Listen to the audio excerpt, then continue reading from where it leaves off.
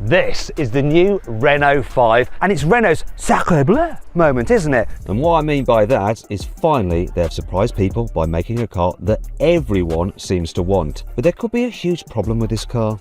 Is this car going to just end up as style over substance? Well, we're going to find out. But before we do, I need to explain this car's backstory, because this isn't the first Renault 5. Like the Mini and the Fiat before it, Renault has resurrected a long-dead model to capitalise on the huge demand for cool, retro throwback cars in a market saturated by generic-looking hatchbacks and SUVs. The original Renault 5 was brought to market in the 1970s, but was going to be called the Renault 2, or maybe the Renault 2. However, Renault thought so much of their car, the marketing department decided 2 wasn't a grand enough number with that, and so the Renault 5 was born. Launched with the choice of a 782cc engine producing 33.5 horsepower, or a larger 956cc engine making a whopping 44 horsepower, you wouldn't exactly be setting any land speed records. Well, that was until the Renault 5 Turbo arrived with its 160 horsepower and was then followed up with the more readily available GT Turbo with a slightly lesser but still respectable 120 horsepower. And that's where this new Renault 5 takes its inspiration from. These classics cemented their cult status in the likes of James Bond's Never Say Never Again and Ali G in the House films. They were also the main staple for max power builds in the 90s and early noughties. Ah, I remember those days well. Anyway, back to today, and will this car live up to all the heritage?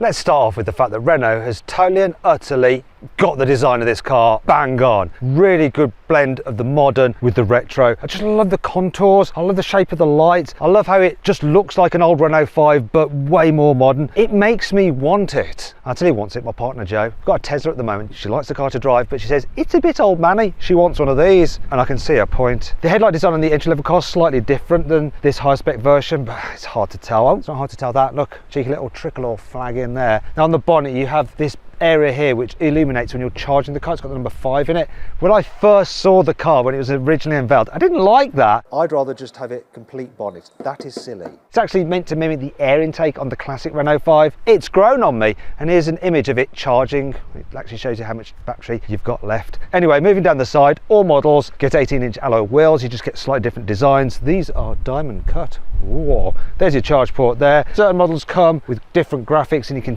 mix and match various graphics. You get contrasting door mirrors, you get contrasting side skirts on all versions. There's a choice of different roof colours. You can choose different colours for this little strip here around the windows. As you move towards the back you think, yeah, it looks really cool because it's a 3-door, but no it's not. Handles there, it is in fact a 5-door, really nice. Although to be fair, the actual usability of that handle is not as good as a classic handle, but it's well worth that little bit of pain for the gain of the side profile that you get on this car. Lovely, lovely, lovely. Speaking of which, I like this little element here, these contoured tail lights, and this little element there, these sort of fake vents, they hark back to the Turbo 2. See what I mean? Normally I wouldn't like fake vents, but I'm gonna let this car off because it's got so much personality. It makes you like it. And other things to notice, the bumper on the entry-level car is blacked out there, so it doesn't look quite as nice, but overall this is a great looking car.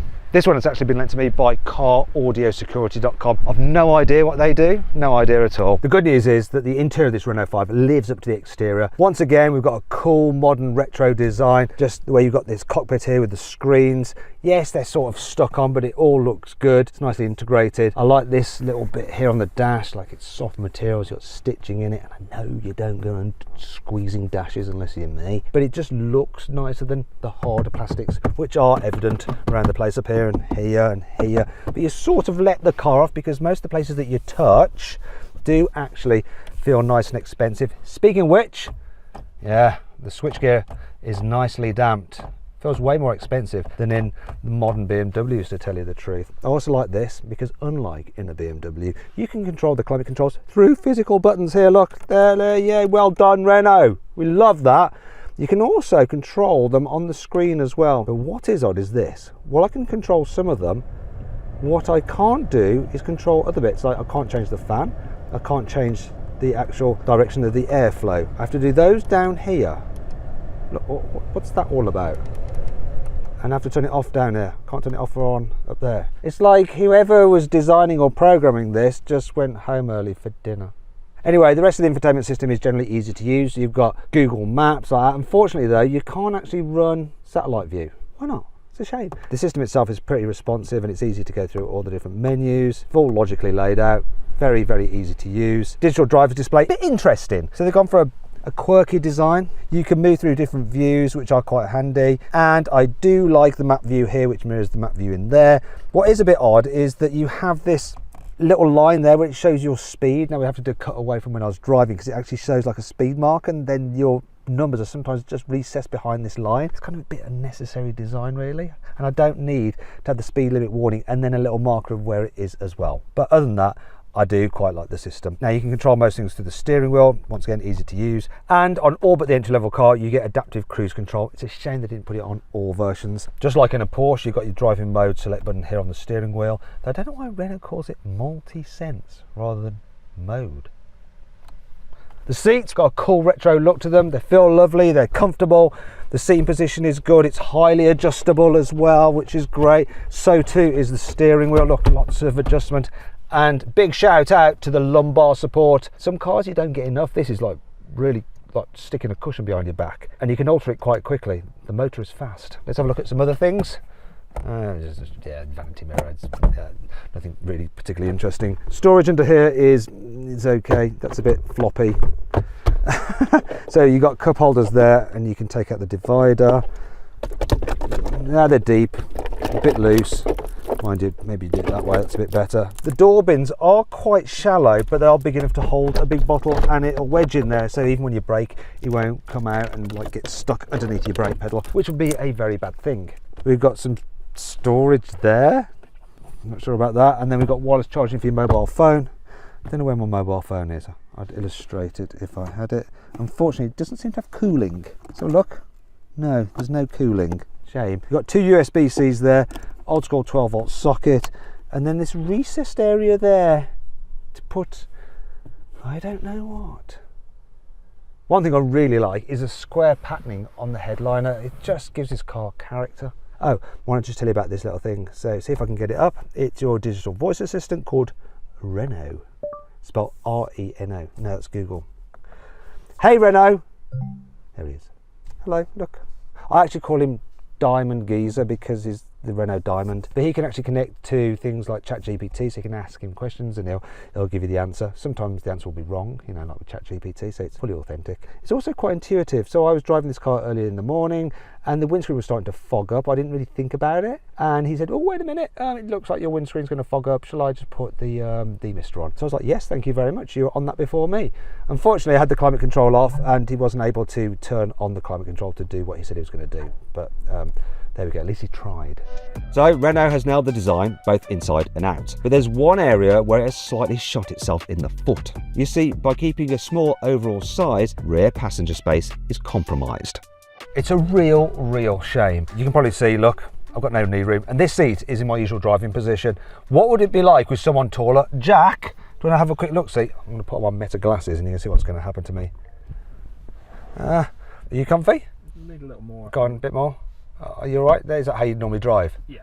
Okay, no, I can't live with this at all. What's making matters worse is that I like to have my seat quite low down, and there really isn't much space underneath this seat at all. And this is the kind of trade-off you make when you build an electric car. The large battery pack has to go somewhere, and in the case of mass-produced cars such as this, it's usually underneath the floor in what is known as a skateboard design. The reason they do this is to keep the centre of mass as low as possible so the car drives nicely. These platforms are also shared across a number of models to help save money. In the case of this Renault, the car is built on their new Ampere Small platform and will be used in the upcoming Renault 4, Alpine A290 and future Twingo. But the underfloor battery isn't all to blame for the lack of space back here, as you can see when there's 3 people in the back. Look at your legs. I don't think we need to wear seatbelts, do we? Look at his legs. This is actually the best seat in the house, bizarrely. Okay, you all can get out. Go on. Okay. Yeah, that's it. Out you get. Storage isn't great back here either. There are no rear door bins. You do have some plugs on the seat backs, which I can't really show you because my legs are too much in the way. And where are the USB-C charging ports? What? Where are they? But the windows don't even get it all the way down, do they? Kel Surprise. It looks cool though in here, it looks cool, just doesn't feel particularly cool.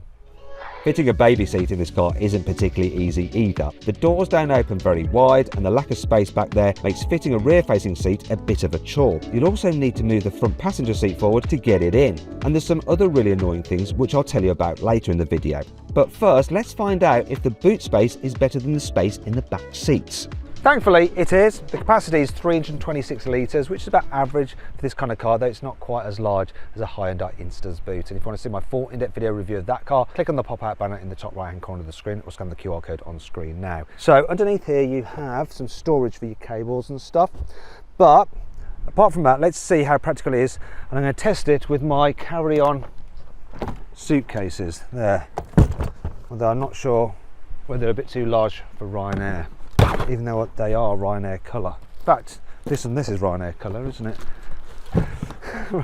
Can I fit this other one in? If I can, that'll be quite good. I need to be able to get it underneath the load cover without that sticking up. So here's the test. That's a win. Success. Now let's see how easy it is to lift stuff out. Obviously quite easy because there's nothing in these, but you can probably see there's quite a large load lip there, so if these are really quite heavy, it could be a bit more problematic. Now let's fold down the rear seats. Just take this out. I wonder if that'll fit underneath there. If it does, you're geniuses, Renault. No, you're not geniuses. You're not. You didn't do that, did you? It's not too big though. We'll just leave it there for now. Fold down the rear seat.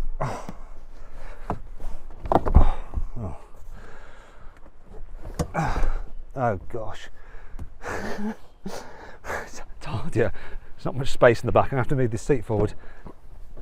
There we go.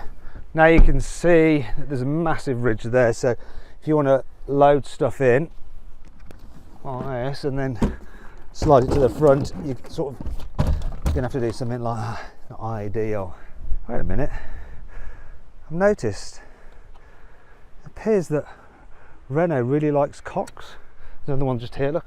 And look, there's some more cocks here. There's one in there. Seems that everywhere I look, there's cocks. Now let's just have a quick look under here. Surely there's going to be some storage. Go on, front boot. Oh, cock. There's not. The Renault 5 starts at £23,000, which is really competitive. This particular car, which is essentially the range-topping model with a bigger battery and lots of kit on it, £29,000. But if you're thinking about changing your car to one of these Renault 5s, there are some annoying things you should know about first.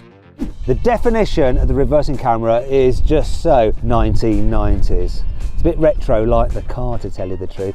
Also, it doesn't have a cleaning system, so when it gets covered in dirt, which it will do because it's quite low down, you're going to have to get out and wipe it clean. Something makes me think that the French don't really like the British very much, because whenever they build a right-hand drive car, they never bother to move the fuse box across with the steering wheel. As a result, the glove box on French cars is smaller than they would otherwise be. Now here's a look at the glove box on a left-hand drive French version of this new Renault 5. See? It's bigger. Renault, for some reason, is wedded to the idea of having this little stalk behind the steering wheel for the stereo controls rather than having them on the steering wheel itself like every other manufacturer, and really you don't need that anyway because you've got volume controls up here, which is quite easy to reach to. And the problem is that it means that you get 3 stalks here on the right hand side of the steering wheel. It's almost like it's an octopus. It's just a bit odd. And while I like a column mounted gear selector like they have here, it's good because you've got these other stalks. It's positioned quite high, so it's quite hard to reach with one finger when you're holding the steering wheel. Another problem with it is, for some reason, there is neutral but no park mode on there. You think you press that for park? No, there is no park mode. And another thing that's a bit odd is the way certain things are dotted around the cabin. So you've got the gear selector there, and then you've got the start button there, and then you've got the parking brake there. It's all just a bit haphazard. The seat belts don't have a separate runner, so they actually rest on the rear seats like that. It means that sometimes when you fold down the rear seats, do it quickly, sometimes the seat belt actually locks like that, so you can't put the seat down from the back, so you have to walk around and do it. And as you can see, they then flop down and sort of get trapped like that. This shiny black plastic trim behind the steering wheel is very reflective. When you're driving along, you get like reflections flickering away. It's distracting, and occasionally if the sun's behind you, it can reflect off the corner points there, and it can almost blind you a little bit. It's a touch like this actually. Don't worry, there's still plenty to like about this car. Here's the CarWow 5 cool features. There's ISOFIX on the front passenger seat, so there's 3 ISOFIX locations in total. Really handy. I like to have the baby next to me. Although don't forget to turn off the passenger airbag, which is dead easy to do in this car. You can tell this car is designed by people who like driving because they're given a dedicated button there that allows you to turn off all the safety systems in one go. All you have to do is press it twice like that. They're off. No beeping, no bonging, just pure driving pleasure. You can change the pedestrian warning noise the car emits when you're driving around at low speed. So this is the normal sound. Right, stop there, stop, stop, stop, stop, stop. Now you can change it to something else called expressive. Ooh, and there is one more setting. Now it's actually composed by Jean-Michel Jarre. He's a Frenchman who did like kind of digital music, a bit like France's version of Hans Zimmer. You know how BMW uses Hans Zimmer for its kind of car sounds? Well, the French have gone and done that with their composer. Interestingly, Jean-Michel Jarre had the largest live concert in the world ever. It's like 3.5 million people in Moscow. Madness. Anyway, let's hear what he's composed for the Renault 5. Go.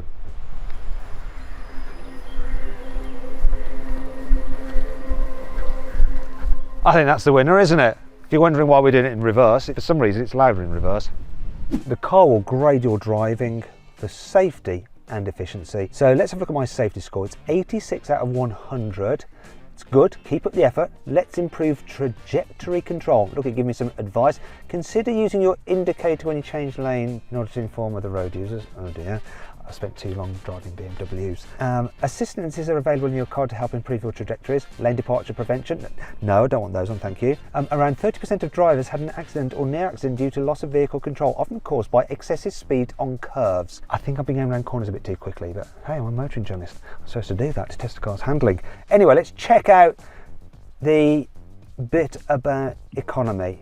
I've got a horrible feeling it's too bad that it can't even calculate it. Fortunately, here's one that I did earlier, and yes, I don't think I've been very efficient. You can actually power household appliances from the car's battery, so you need a special adapter, we haven't got it.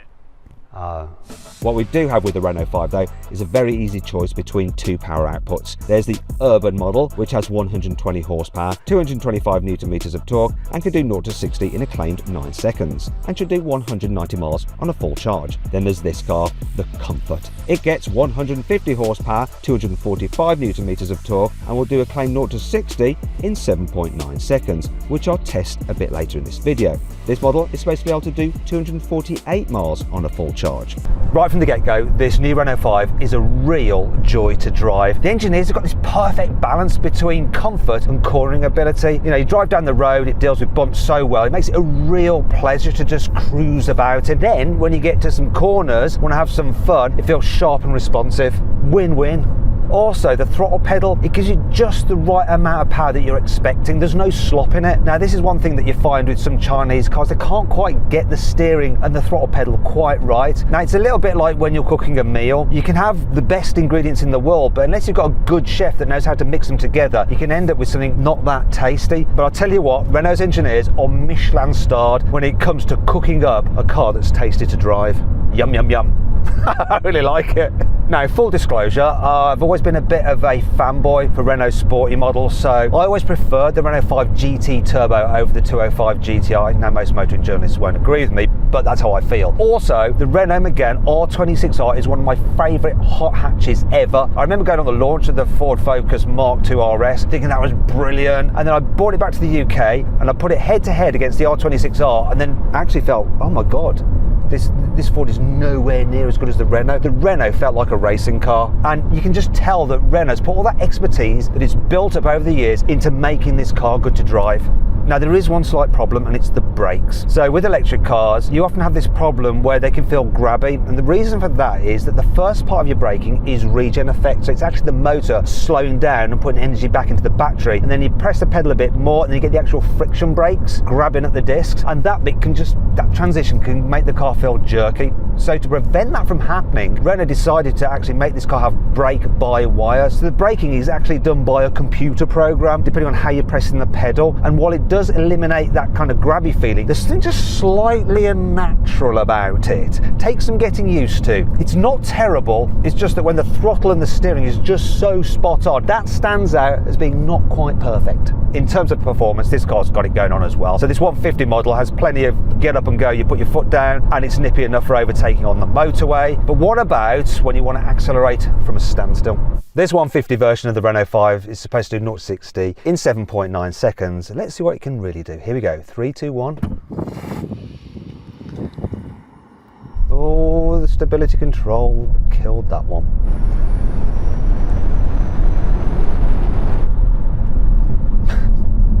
Yeah, let's just do this. Swipey, swipey, traction control off. This might be better. Loads better.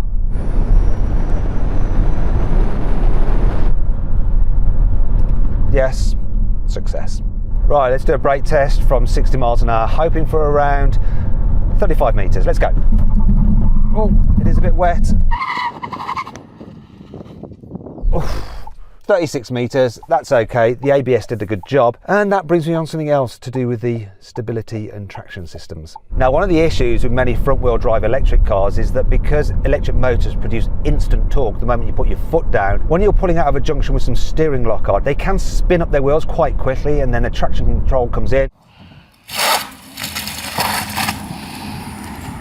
stops the power, and it can all get a bit jerky and a bit hesitant. While this does spin up its wheels a little bit, the traction control manages it very, very well. That said, you don't get that sensation of the car pushing you out of a turn like you get with an MG4, because that is rear wheel drive, and as a result can feel a little bit sportier. However, based on my recollection of the MG, I think this Renault 5 is a better drive overall. Now, at higher speed, it just seems a little bit more planted, a bit more grown up. It's also slightly quieter. You've got really good sound insulation. The only thing I can really notice is a little bit of wind whistle from up there. Hardly any road noise at all though. Special mention though to the efficiency. So this car is averaging 4.2 miles per kilowatt hour, which is very, very good. When you multiply that out by the battery capacity of 52 kilowatt hours, you're looking at a real world range of about 280 miles, which is pretty close, to be fair, to the claimed range of 252 miles. So well done, Renault. This car is really easy to drive in town as well. So it's agile, it's nimble, it's compact. Also visibility is good, both forwards and backwards, even though the rear window is quite shallow. It's wide enough, you get a good view out of it. Also, the turning circle really helps as well. It's just 10.3 meters. It's almost like a blooming London cab. The only slight letdown is that you don't get full one pedal drive. So while you've got a B mode, which increases the regen braking a bit more aggressively, it won't bring the car to a complete stop. You do have to touch the actual brake pedal. And that's a bit of a shame for a car that's actually designed for mainly use in town, because just being able to control the car just using your one pedal is actually quite useful. That aside, overall, I think Renault have absolutely nailed the way this car drives.